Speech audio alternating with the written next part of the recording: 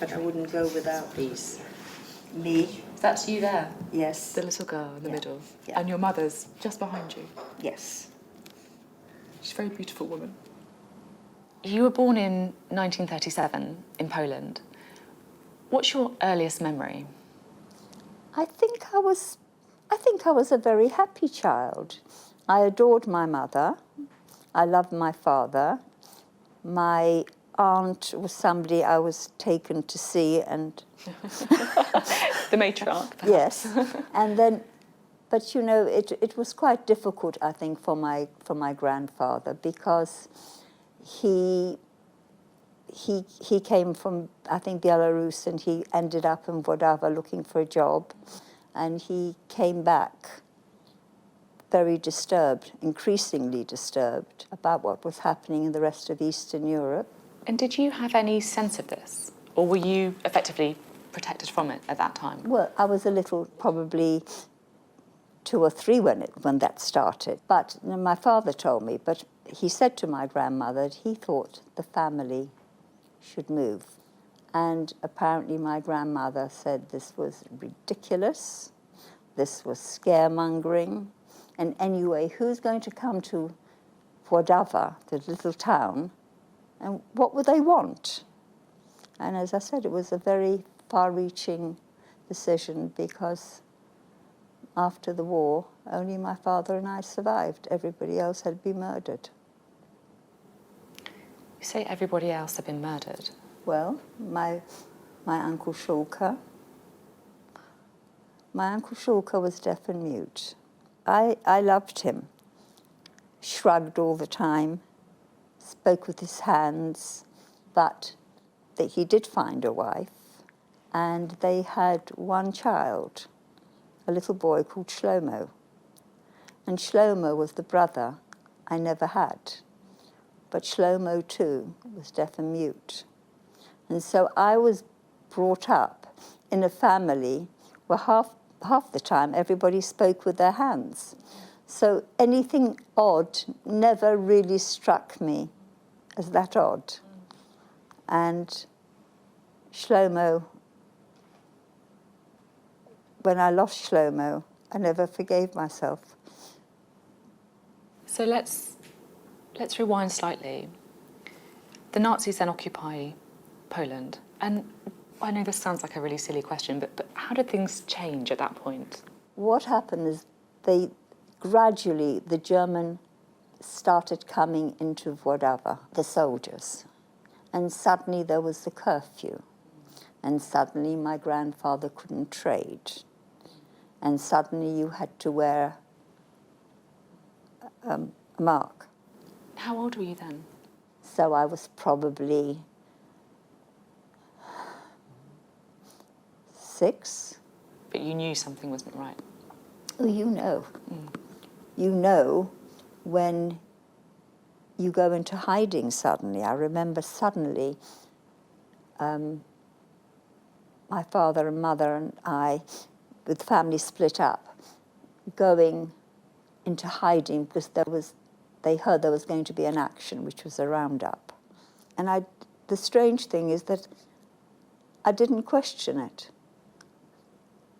I did as I was told, and we went back to our home, but eventually...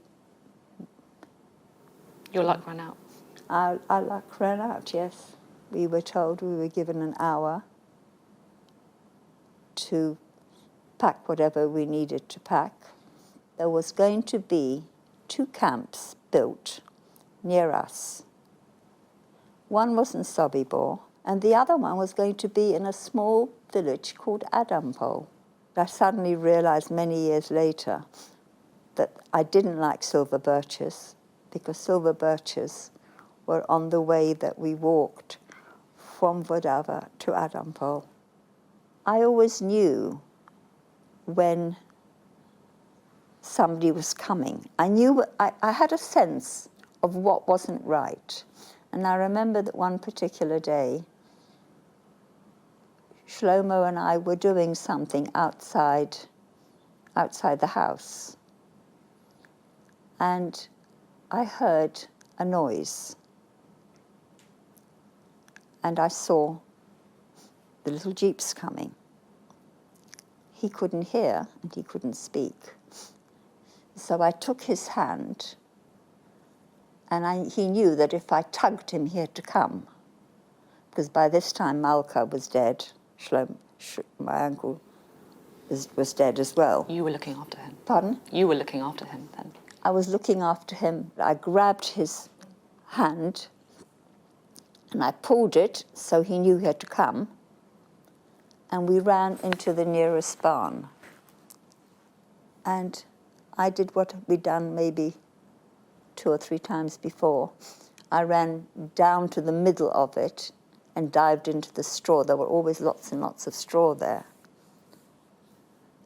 And I thought Shlomo was following me. But I felt around and he wasn't there. And I could hear them. He couldn't. I could hear them. And I couldn't call him because he wouldn't know. And I was deciding whether I had time to go and get him. And as I was about to do it, I remember he was standing like this by the door. The door swung open, and they saw him, and they picked him up literally by the scruff of his neck. And my last sight of my lovely cousin was his back and his legs kicking. I never saw him again. And I think,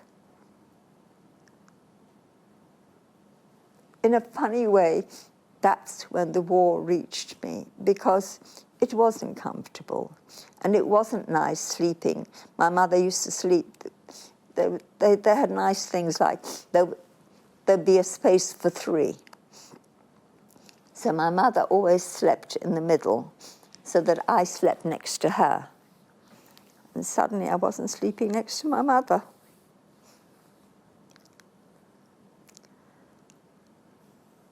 It was difficult. It was the last winter of the war, and I got sick. And whatever my mother did and whatever, they didn't have medication. Do you remember being ill? Yes, I do. I remember my mother putting cold compresses on me. My mother was one of the world's givers, and she was very kind to everybody. And I think losing her was probably one of the worst things that happened, and I remember it very clearly.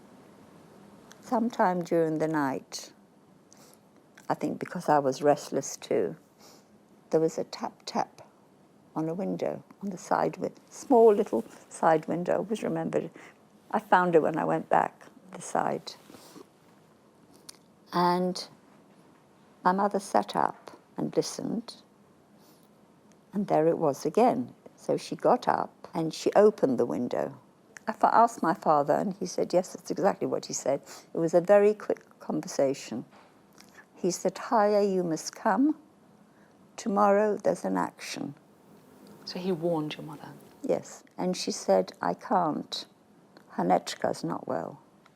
And she said, bring her with. And she said, she'll never make it. And whether it was a patrol or a searchlight, I don't know. My mother closed the window, he disappeared, and she lay down beside me. And probably for as long as I live,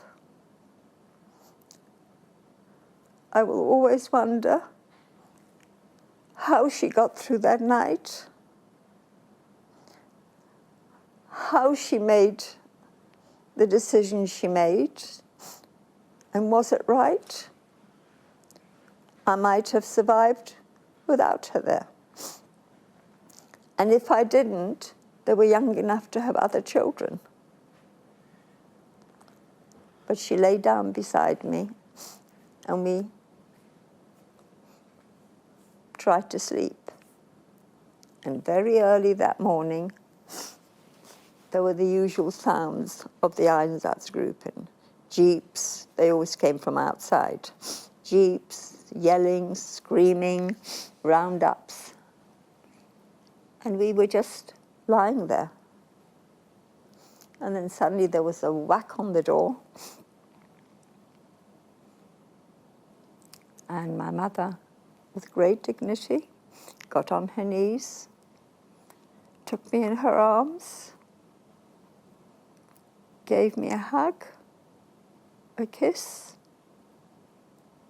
and with great dignity, I've always remembered, she didn't run, she didn't make a sound. She walked to the door, opened the door, and closed it firmly behind her. And I waited for her to come back, like she sometimes did. But she didn't come back. And there was more and more sound, and more noises, more yelling and screaming. And I decided I'd go and look for her. So I opened the door, and they were shoving them all in front of the well in the centre of the village. And at first I couldn't see her. Now my mother and I always made eye contact. And then suddenly I saw her, and they were lining them up in front of the well. And she was very calm, and she was talking to somebody. And I couldn't understand it. We always made eye contact. She didn't look back at the house. Did she see you, do you think? Of course. Yeah. Of course. She didn't look back at the house. She didn't look at me. She just did what they were saying. So I decided that I would go down and take her hand, the way I always did. And as I was about to go, and I was barefoot, somebody shouted an order, and they started to shoot. And I saw her fall, and I saw the blood on the snow. And in that, I always say, in that time, I absolutely grew up. I knew I mustn't make a sound. I knew what she had done and why she had done it. I couldn't believe it. And then I did a little bit of self-healing. I told myself that my mother was probably injured, and she pretended to be dead because it had happened that people pretended to, and they were saved. And of course my father had been there the night before. He actually couldn't get back, so he was in the barn the next morning, and he saw it as well. He couldn't do anything about it. And I convinced myself that she pretended to be dead, but she wasn't really, because she was with my father. And in a way, it helped me get through to the end of the war. And when my father and then that was quite traumatic, because people started, we were probably one of the last to be liberated.